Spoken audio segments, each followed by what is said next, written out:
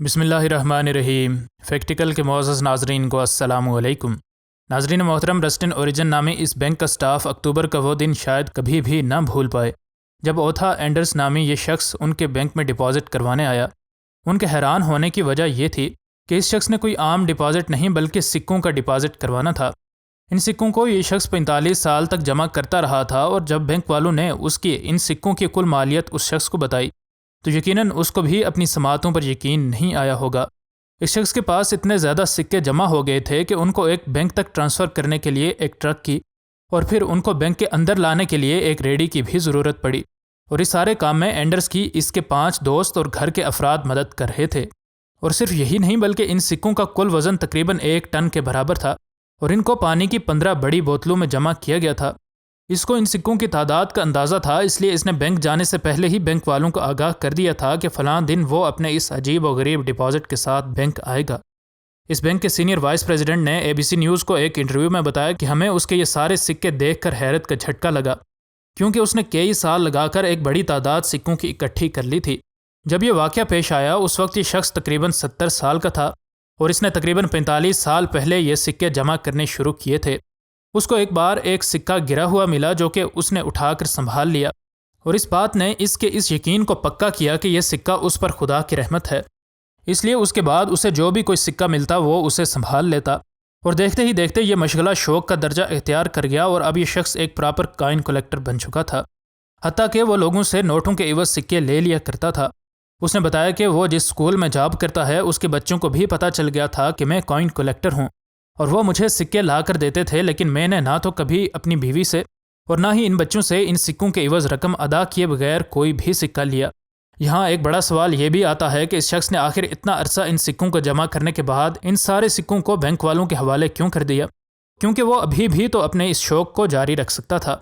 اصل میں جب اس شخص نے اپنے گھر کی انشورنس والی کمپنی کو بتایا کہ وہ کائن کلیکٹر ہے اور ایک بڑی رقم سکوں کی شکل میں اس کے گھر میں موجود ہے، تو ان نے صاف الفاظ میں اسے بتا دیا کہ اگر اس کے گھر کو کوئی بھی حادثہ پیش آتا ہے تو باقی نقصان کی تلافی تو ہم کریں گے، لیکن ان سکوں کا نقصان اس انشورنس پالیسی کے تحت پورا نہیں کیا جائے گا۔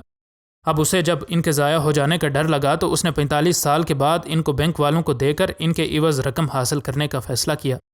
اس شخص نے سکے اکٹھے کرنے کے لیے ہر طرح کے ممکنہ طریقے اختیار کیے، اور اسی طرح ان کی حفاظت بھی کی۔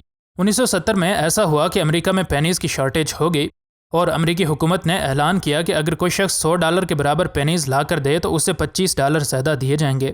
لیکن اینڈرز نے اپنے شوق کو تب بھی فروخت نہ کیا، ورنہ وہ ان سکوں کے بدلے اچھی خاصی رقم حاصل کر سکتا تھا۔ جب اس شخص کی ان سکوں سے بھری ساری 15 بوتلوں کو کھولا گیا تو ان کا کل وزن 1270 کلو بنا، جو کہ ایک بڑے بل کے وزن سے بھی زیادہ ہے۔ اب یہ 15 کی 15 بوتلیں بینک پہنچ چکی تھیں، اور اگلا کام ان سکوں کو بوتلوں سے نکالنا تھا۔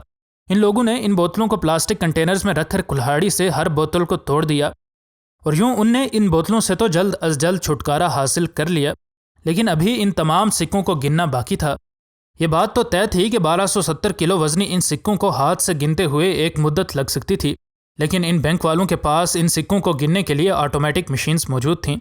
پلاسٹک کی بالٹیوں کو ان سکوں کو ان مشینز میں ڈالنے کے لیے استعمال کیا گیا، لیکن آٹومیٹک مشینز کے باوجود بھی ان لوگوں کو ان سکوں کو گنتے ہوئے تقریباً 5 گھنٹے لگ گئے۔ اگرچہ بینک والوں کے لیے یہ صرف سکے تھے، لیکن اینڈرز کے لیے یہ 45 سال کی محنت تھی۔ اس بینک سٹاف کو ہر 20 منٹ کے بعد ان مشینز کے نیچے موجود کوائن بیگز کو تبدیل کرنا پڑتا تھا، اور ہر بیگ میں صرف $50 کے برابر ہی سکے آ سکتے تھے۔ اس کے علاوہ ان بینک والوں کو ایک سے زیادہ مشینز ان سکوں کو کاؤنٹ کرنے کے لیے استعمال کرنی پڑیں۔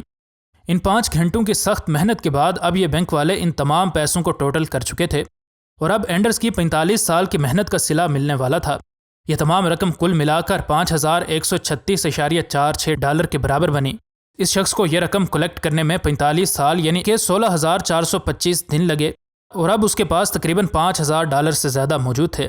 اینڈرز نے بتایا کہ اگر ہوم انشورنس کا مسئلہ نہ ہوتا تو وہ ان سکوں کو جمع کرنے سے نہ رکتے، اور ان کو اپنی رہتی عمر تک جمع کرتے ہی رہتے۔ اینڈرز صرف اکیلے شخص نہیں ہیں جو کہ سکوں کو جمع کرنے کا شوق رکھتے ہیں، بلکہ 2015 میں BBC نے ایک چائنیز شخص کے بارے میں رپورٹ دی تھی کہ اس نے اپنے جمع کیے ہوئے سکوں سے ایک کار خریدی ہے۔ اب یہاں سب سے بڑا سوال یہ تھا کہ یہ شخص ان سارے پیسوں کے ساتھ کیا کرنے والا ہے۔ کوئی بہت ہی اٹریکٹیو کام تو اس شخص کے ذہن میں نہیں تھا، لیکن جب اس سے پوچھا گیا تو اس نے بتایا کہ اس نے ایک ڈینٹل ٹریٹمنٹ کروانی ہے اور وہ اس رقم کو اس پیمنٹ کے لیے استعمال کرنا چاہتا ہے۔ جب لورڈس جونیئر نامی یہ لڑکا اپنے اسکول کی کینٹین میں کھانا کھانے لگا، کھانا کھانے کے بعد جب اس نے کینٹین والے کو پیسے دیے تو کینٹین والے نے اسے جو بقایا دیا اس میں کچھ سکے بھی تھے۔ ان سکوں میں باقی سکے تو بالکل عام سکوں کی طرح ہی تھے، لیکن ایک سکہ ایسا تھا جس نے لورڈس کی توجہ حاصل کر لی۔ یہ سکہ عام سکوں سے بالکل مختلف تھا، اور چونکہ یہ لڑکا سکے اکٹھے کرنے کا شوق رکھتا تھا اس لیے اس نے وقتی طور پر اس سکے کو الگ رکھ لیا۔ اس واقعے کو اب تقریباً 70 سال گزر چکے تھے، اور جب یہ سکہ ایک نیلامی میں فروخت ہونے لگتا ہے تو ایسا کیا ہوتا ہے کہ ہر کسی کی حیرت کی انتہا نہیں رہتی۔ جب اس لڑکے کو یہ عجیب و غریب سکہ ملا اس وقت دوسری جنگ عظیم ختم ہوئے ابھی صرف 2 سال ہی ہوئے تھے، لیکن اس سکے پر بننے کا سال 1943 لکھا تھا۔ 1943 میں امریکہ ایک طرف جاپان اور دوسری طرف جرمنی سے مصروف جنگ تھا۔ دوسری جنگ عظیم میں پہلے تو امریکہ نے کسی بھی ملک کا ساتھ نہ دینے اور جنگ میں نہ پڑنے کا فیصلہ کیا، لیکن 1941 میں جاپان کے پرل ہاربر پر ایک سرپرائز اٹیک کے بعد امریکہ بھی دوسری جنگ عظیم میں کود چکا تھا۔ لیکن اگرچہ امریکہ نے جنگ میں غیر جانبدار اور پرامن رہنے کا منصوبہ بنایا تھا، لیکن یہ جنگ شروع ہونے سے پہلے کئی سال تک امریکہ ایک بڑے پیمانے پر جنگی ساز و سامان بناتا رہا تھا، جو کہ کسی بڑی جنگ کی تیاری سے کم نہیں لگتا تھا۔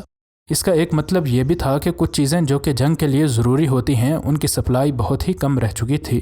یہاں سوال یہ آتا ہے کہ اس ساری تفصیل کا اس لڑکے کے سکے سے کیا تعلق ہے، اور یہ سب ہم ناظرین کو کیوں بتا رہے ہیں؟ ناظرین محترم، جنگ کی وجہ سے انہی مختلف چیزوں کے مارکیٹ سے ختم اور سپلائی میں کم ہو جانے کا ہی اس 1943 کے سکے سے تعلق ہے، جو کہ اس بچے کو کینٹین والے نے کھانے کے چینج میں دیا تھا۔ در حقیقت یہ سکہ بہت ہی نایاب تھا، لیکن کسی کو اس کے بارے میں اتنا پتہ نہیں تھا، اور کوئی بھی سکوں کو جمع کرنے والا انسان اس کے لیے کروڑوں تو نہ صحیح لیکن لاکھوں ڈالر دینے کے لیے کسی بھی وقت تیار ہو سکتا تھا۔ جنگ کے دوران جن چیزوں کی سپلائی بہت ہی کم ہو چکی تھی ان میں کچھ میٹلز یعنی دھاتیں بھی تھیں، اور ان دھاتوں میں ایک اہم دھات کاپر بھی تھی جو کہ بندوق کی گولی کے کیس اور گولی میں استعمال ہوتی تھی۔ اس کے علاوہ فوج کے نظام میں مواصلات میں بھی کاپر کا اہم کردار تھا۔ اس وجہ سے جنگ کے دور میں حکومت نے کاپر کے عوام کے استعمال پر پابندی لگا دی۔ اس کے بعد حکومت نے ایک اور جگہ دیکھی جہاں سے بڑے پیمانے پر کاپر بچائی جا سکتی تھی، اور وہ جگہ تھی سکوں کے بنانے کی جگہ۔ امریکہ کا 1 سینٹ کا سکہ 95% کاپر کا بنا ہوتا تھا۔ اس وجہ سے حکومت نے اس کو بنانے کے لیے کسی اور مناسب دھات کو ڈھونڈنے کا فیصلہ کیا۔ کسی نے یہ آئیڈیا دیا کہ یہ سکے شیشے کے بنائے جائیں، اور کچھ سکے تجربے کے طور پر شیشے کے بنائے بھی گئے، لیکن جلد ہی ان میں کئی طرح کی خامیاں سامنے آنے لگیں۔ اس وجہ سے حکومت نے شیشے کے سکے بنانے کا منصوبہ ترک کر دیا۔ آج تک صرف 2 ہی ایسے شیشے کے سکے بچے تھے، جن میں سے ایک تو ٹوٹ گیا اور ایک نیلام ہوا، اور نیلامی میں اس کو سکے جمع کرنے والے ایک شخص نے $70,500 کی ایک بڑی رقم کے عوض خرید لیا۔ لیکن اس لڑکے کے سکے کی قیمت جب آپ سنیں گے تو شاید آپ کو یقین نہ آئے۔ حکومت نے اور بھی کئی طرح کے مٹیریلز کو سکے بنانے کے لیے کنسیڈر کیا، لیکن پھر آخر سٹیل کے سکے جن پر زنک کی کوٹنگ کی گئی ہو وہ بنانے کا حکومت نے منصوبہ پاس کر دیا۔ 1943 میں جب صرف سٹیل کے سکے بن رہے تھے اور تب کا ایک کاپر کا عجیب و غریب سکہ جب اس لڑکے کو ملا تو اسے اس وقت اندازہ ہو گیا تھا کہ یہ سکہ خاص ہے۔ وہ چونکہ سکے جمع کرنے کا شوق رکھتا تھا اس لیے اس نے اس سکے کو سنبھال کر رکھ لیا۔ مسئلہ یہاں یہ تھا کہ 1943 میں کاپر کے سکے بن ہی نہیں رہے تھے، لیکن اس سکے پر 1943 لکھا تھا اور یہ سٹیل کا سکہ کسی بھی طرح نہیں لگتا تھا۔ اب میڈیا پر ایسے کاپر کے نایاب سکوں کے بارے میں خبریں آنے لگی تھیں اور سارے ملک میں کئی لوگ ان سکوں کی تلاش میں تھے، حتیٰ کہ بعض جعل سازوں نے سٹیل کے سکوں پر کاپر چڑھا کر مہنگے داموں عوام کو یہ سکے بھی بیچے۔ ایک کہانی یہ بھی گردش میں تھی کہ فورڈ کمپنی کے مالک ہنری فورڈ نے کہا ہے کہ اگر کوئی یہ نایاب سکہ اسے دے گا تو وہ اپنی ایک گاڑی اس کے بدلے اسے دے دے گا۔ یہ کہانی اس لڑکے تک بھی پہنچی اور اس نے فورڈ کمپنی والوں کو خط لکھا، لیکن کمپنی والوں نے کہا کہ ایسی کوئی بات ہنری فورڈ نے نہیں کہی۔ اس نے وزارت خزانہ کو بھی خط لکھا، لیکن ان کی طرف سے اسے کوئی خاص جواب نہ ملا۔ بعد میں پتہ چلا کہ جب حکومت کے لوگ سٹیل کے سکے چھاپ رہے تھے تو غلطی سے کاپر کی پرانی کچھ پلیٹس مشینز میں رہ گئی تھیں، جس وجہ سے تقریباً 40 کے قریب کاپر کے سکے بھی چھاپے گئے تھے، اور سکوں کے ایک سیلاب میں وزارت خزانہ والوں کو یہ 40 سکے نہ مل سکے، اور یوں وہ مارکیٹ میں آ گئے، اور ان میں سے ایک اس شخص کو اتفاقاً تب مل گیا جب یہ اپنے اسکول کی کینٹین پر کھانا کھانے گیا۔ 2018 میں یہ شخص فوت ہو گیا، لیکن اس نے اس سکے کو نہیں بیچا، حتیٰ کہ جب وہ مرا تب اس کے پاس 50,000 کے قریب سکے جمع تھے۔ مرنے کے بعد اس کے ایک دوست نے اس سکے کے بارے میں میڈیا پر بتایا۔ دیکھتے ہی دیکھتے یہ خبر ہر طرف پھیل گئی۔ اس سکے کی نیلامی کا فیصلہ کیا گیا اور نیلامی کرنے والوں نے اندازہ لگایا کہ یہ سکہ $1,70,000 کا بکے گا، جبکہ میڈیا والوں نے اس کی قیمت ملینز میں لگائی۔ نیلامی شروع ہوئی تو دونوں کے اندازے ہی غلط ثابت ہوئے اور یہ سکہ ٹام کالڈویل نامی ایک سکے جمع کرنے والے شخص نے $2,04,000 کے عوض خرید لیا۔ اس پرانے سکے کی اتنی زیادہ قیمت لگے گی، اس بارے میں جان کر ہر کسی کو ہی حیرت ہوئی۔ اس کے علاوہ یہ بھی ہم ناظرین کو بتاتے چلیں کہ جو ان سکوں کے ذریعے کاپر بچائی گئی تھی، اس کے بارے میں اندازہ لگایا جاتا ہے کہ وہ تقریباً 1243 B-17 فلائنگ فورٹریس نامی طیاروں کو اسلحے سے لیس کرنے کے لیے کافی تھی۔